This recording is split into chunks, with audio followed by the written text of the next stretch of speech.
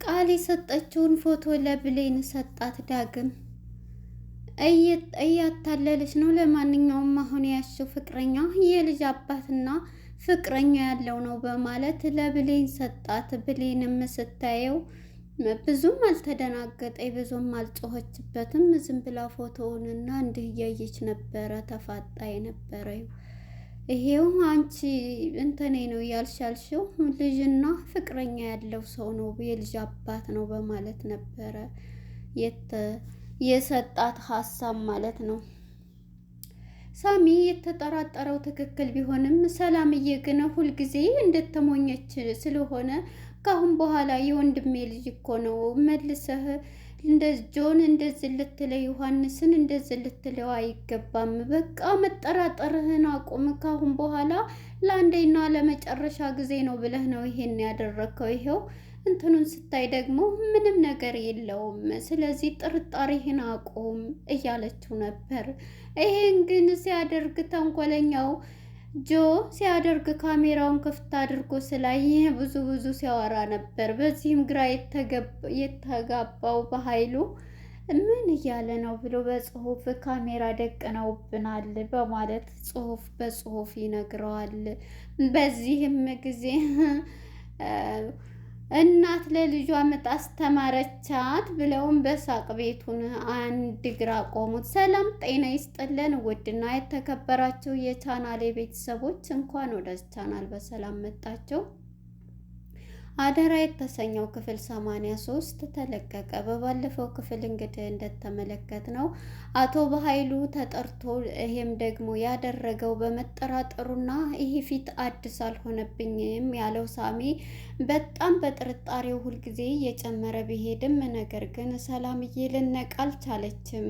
ሁለተኛ ደግሞ ብሌንንም ሊሰዋት ያለው ነበረ እንግዲህ እየተያዩ ፊት ለፊት ተፋጠው የነበረው ነገር ግን እንግዲህ ዳግምን ማን ነው ወይዘሮ ሰላምና ሳሚ ይሄ እንግዳስ ልጅቷን መሰዋት ነው ያለብኝ እሰዋሻለሁ ያለባትን ተንስታ ብሌን ስታይ ስኪኑን ነበር ያየችው። በዚህም ጊዜ ሁለቱም ተፋጠው እንዴ ያወራሁትን አወቀችብኝ እንዴ ምን እያለ ተፋጠው በኃይሉም እያየ ነበርና እንግዲህ ቢላዋውንም አይታ ከታይስተ ላይ እያስታወሰች ነበረ ያላትን ቃላት እና በዚህ የተነሳ ተነስታ እሷም ወታ ትሄዳለች ማለት ነው። ብሌን ስሬሱና ምን ሆነች ነው ብሌን ምንድን ነው እያላት ነበረ። ሳሚ ፊቷን ሲያይ ዝም አለችና ፈጣ ምንድን ነው ንገሪ ምን ሆነሻል ሲሏት ምንም አልሆንኩኝ እንዴ ዝም ብላ አንተ ደግሞ እንትን ማለብት ስትለው እውነቷን ነው እኮ ብላ ወደ ኪችን ትሄድና እሷም ያላትን ቃል እያስታወሰኝ እኔ ነው ማንን ነው ታዲያ እናትና አባቱን ለማትረፍ ሲል ያለው አባቱ ደግሞ በኃይሉ ነው ታዲያ እንዴት ነው እያለች ብሌን በጣም ግራ ተጋብታለች። እናም በዚህ የተነሳ አንድ ጊዜ ምጡ ያለው ሳሚ ካሜራውን ክፍት አድርጎ ቢወጣም ነገር ግን ተንኮለኛው ጆ ብዙ ነገር የሚያውቀው ያንን ካሜራ ድቅ አድርጎበት አይቷልና አባትና ልጅ መስለው ሲያወሩ ነበረ። አባዬና እንዴት ነህ እያለ ሲያወራ ነበርና እንዴ ይሄ ልጅ እያለ ወሬ ሁሉ ግራ ሲገባው በቴክስት እዛ ሆኖ ጎኑ ካሜራ ደቅነውብናል በማለት ነበረ ለበኃይሉ ሲነግረው ምጥ ለእናቱ አስተማረቻት። ለተንኮለኞች እኛ እንደኛ ተንኮልነን እንዴትስ በእኛ ላይ ይሄን ነገር ያደርጋሉ በማለት እንግዲህ ሁለቱም በጣም ተሳለቁ ማለት ነው። በመጨረሻ እንግዲህ ይሄንን ተባብለው ይሄን እያለች ይሄን ተባብለው ሳለ ምንድን ነው ያደረገው? በመጨረሻ እንግዲህ ያንን ካሜራ ሳሚ እንግባ በቃ ይሄን መጠራጠር ሳሚም እርግጠኛ እሱ ምንም የበኃይሉ ልጅ አይደለም እያለ ነበረ። እንዴ ምንድነው እንደዚህ የምትለው? እሺ አሁን ለመጨረሻ ምን አድርገህ ነው ስትለው ትጮህበታለች ማለት ነው። እኔ እንደዚህ እንድትጠራጠር አልሆንም። እኔ እኮ ለመጠየቅ ነው በብሌም ማልልኝ። ሁለተኛ ይሄ ነገር ውሸት ከሆነ ይሄን መጠራጠሬን አቆማለሁ ብለህ ማልልኝ ቃል ግባልኝ ስትለው በጣም እየፈራ እሺ ሰላምዬ ይቅርታ ሲላት እኮ በብሌን ማልልኝ ስለው ይሄው ብሌን ትሙት ብሎ በብሌን ይምልላታል ማለት ነው። በዚህም የተነሳ እንግዲህ እሺ እንግባ ሁለቱም ሲጨቃጨቁ በብሌን ምልሃል እንግዲህ ያለኝ እሷም ብሌንም ያው ደብቃለች፣ ግራ ተገብታለች። እሷም ዞሮ እንግዲህ እከታተላለሁ ብትልም እናም ቀጥታ ነበረ የገቡት ወደ ቤት እንግባ ብለው እንግዲህ እያወሩ አባቴ ይህን ያክል ጊዜ እንትን ብለኸኝ እያለ ሲለው ነበር ማለት ነው። እነሱ እንግዲህ እንዴ እያስመሰሉ ነው ብሎ እንግዲህ ሳሚም ያንን የደበቀውን የስልኩን ካሜራ አንስቶ ነበር ይዞ ሲሄድ ሰላምዬን ነይ ውጭ ብሎ ይዟት ሄዶ ማለት ነው። ሰላምዬን እንግዲህ ይሄው ነይ ሰላምዬ ብሎ ይሄው እዚህ ጋር ምን አለ ምን ሳለና ነው ይሄው የሚያወሩትም እኮ አባትና ልጅ ናቸው። ከአሁን በኋላ በቃ የእህቴ ልጅ ነው እንደዚህ ማለት የወንድሜ ልጅ ነው ቤተሰቤ ነው እንደዚህ እንድትለው አልፈልግም በማለት እንግዲህ ሰላም በጣም ትንትላለ። ይሄ ውሸት ነው እያስመሰሉስ ቢሆን ሲል እንዴ ምንድን ነው የምትለው? በቃ ይህን መጠራጠርህን ከዚህ ውጣ ትለዋለች ማለት ነው። በቃ አሁን የቀረበውን ምግብ ሂደን እንብላ ይሄ ሳይሻል አይቀርም ብለው ሁለተኛ እንደዚህ እንዳትለይ ብለው እሺ በቃ ይቅርታ እያለ ያለበለዛ ከቤት ከዚህ ትወጣለህ እያለ እናንተን ለመጠበቅ ነው ብሌንም በተለይ እያለ ሳሚ እንግዲህ ለሚያፈቅረው ሰው ለብሌን ያለው ቦታ በጣም ልዩ ነው። የተወጋውም በኃይሉ ለእሷ ሲል ነው ማለት ነው። እሷም ያው እየተንከባከበችው ያለችው በዚሁ የተነሳ ነው። እንግዲህ ይህን ተባብለው እያወሩ ሳለ ወደ ወይዘሮ ገኒ ጋር ስንሄድ ገኒና ቃልዬ እንግዲህ ቃልና ዳግም ባንድ ቁጭ ብለው ነበር እያለቀሰች የነበረው። በዚህም የተነሳ እንግዲህ ደስ ብሏት ስለ ፍቅር የጠየቃት መስሏት በጣም ደስ ብሏት ወይዬ የኔ አባት እያለችው ነበር። እሱ ግን የውሻሸት ፍቅረኛ በእርግጥ ስሜትን ይጎዳል። አንድ ሰው የምናፈቅረው ሰው እሱ ለሚያፈቅራት ለዛችኛይቱ ስሜት ብሎ ይች የምታፈቅረውም ሴት ደግሞ የውሸት ድራማ እንስራ ብሎ ሲላት ምን አይነት ይሰማታል? ከዛ ያችኛይቱን ትንካላይ በኋላ ወደዛችኛይቱ ሊሄድ ለምንድን ነው በስሜቴ እንደዚህ የምትጫወተው? ምንም ቢሆን እኮ ሰው ነኝ እያለች እውነት ለመናገር ቃልዬ እዚህ ቦታ ላይ ስታለቅስ በጣም ነው ያሳዘነች ማለት ነው። ምክንያቱም ፍቅር ስሜት ነው። በስሜቷ ላይ ደግሞ እንደዚህ እናድርግ ሲላት በጣም ስሜት ይነካል ማለት ነው።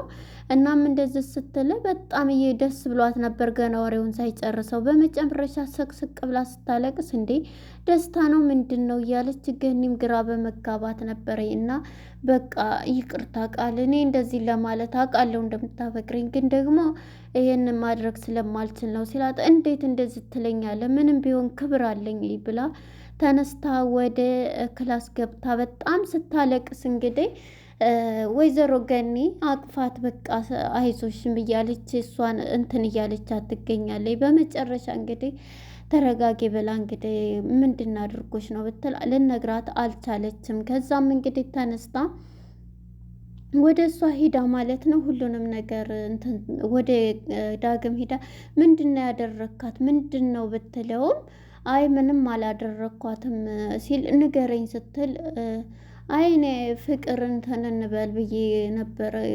አሁን ብሌን እየራቀችኝ ስለሆነ እሷ የምታደርገው ነገር እንደዛ እናደርግባት ብዬ እንደዛ ለማለት ነው።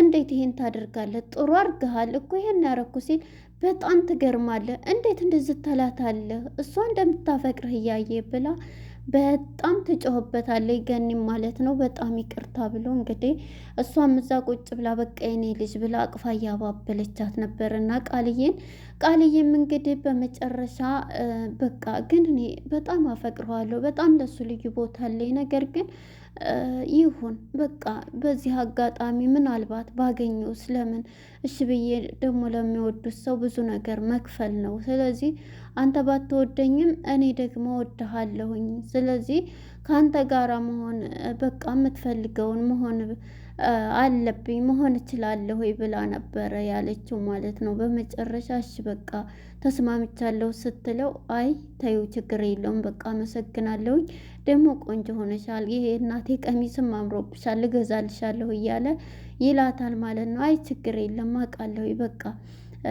ብዙ እንዲያውም አንድ ለመጨረሻ ጊዜ የምሰጥህ ነገር አለኝ ትለዋለች። እና ለምን የመጨረሻውን ካርድ ሰጥቸው ከዛ በኋላ ያለውን ነገር እንትን ማለት ይችላል ብላ እንግዲህ ያንን የሳሚን ፍቅረኛ ፎቶ አምጣ ስልክህን ብላ እዛ የሳሚን እንትና ዳግም ስልክ ላይ ስትሰጠው ይቺ የሳሚ ፍቅረኛ ነች። ከዛ በኋላ ተጣልተው ነው አስረግዟት እንደነበረ ተጣልተው ነው እንትን ያላት በማለት ይሄንን ስትለው እንግዲህ እውነትሽን ነው በማለት እንግዲህ ፈረስ እንትን ይላል እንጂ አይዋጋም በማለት ያደርሳል እንጂ አይዋጋም በማለት በቅኔ ትነግረዋለች። እሱም እየሮጠ ወደ ቤት ነበረ ያመራው ወደ እነ ብሌን ሰፈር ማለት ነው። ዳጊ እንግዲህ በአንድ ቆመው ሲያወሩ ስለነበረ አሁን ወደ ምግባችን እንግባና እንብላ፣ ካሁን በኋላ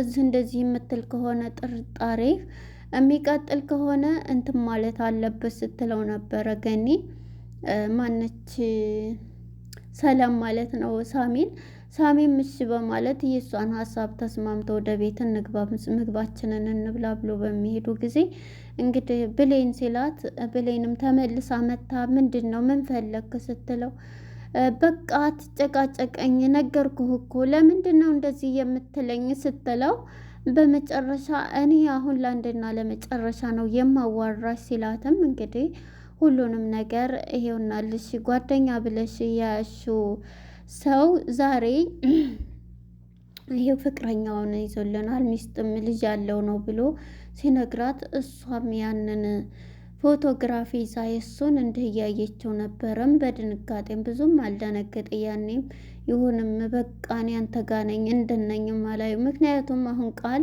ብሌን በእርግጥ እኔ ከአንተ ጋር እንደዚህ ከሱ ጋር እንደዚህ ብታስመስልም ትወደዋለች። እዚህኛውም ላይ የሆነ ስሜት አላት። ግን መልካምነቱን ለእሷ ሲል ይሄን መስዋዕትነት የከፈለውን ይሉኝታ ይዟታል ማለት ነው። እና በዛ የተነሳ አሁን ላይ ያንን ፎቶ ይዛ ነው ቁጭ አለችው ማለት ነው። ወደ ቃል ጋር ስንሄድ ቃል ከወይዘሮ ገኒ ጋር ሆና ጓደኛዬን እያለች አሁንም ፀሐይ እንደታሰረች ነች። እናም እንግዲህ ማነች ቃልዬ የበኃይሉን የሚያግትበትን አውቀዋለሁ እሱ ከሆነ ያገታት እዛ ወስድሻለሁ ብላ እንግዲህ እስኪ ይዘሽኝ ሂጂ ብላ እንግዲህ እርግጠኛ ነኝ ለፀሐይ ብሌን ማነች ቃልና ወይዘሮ ገኒ ናቸው የሚፈቷት ብዬ ነው የማስበው ማለት ነው። እሱ ሳያቸው ፈተው እንደሚወስዷት ነው የሚታየኝ። ለነበረን ቆይታ አመሰግናለሁ። ባይ ባይ።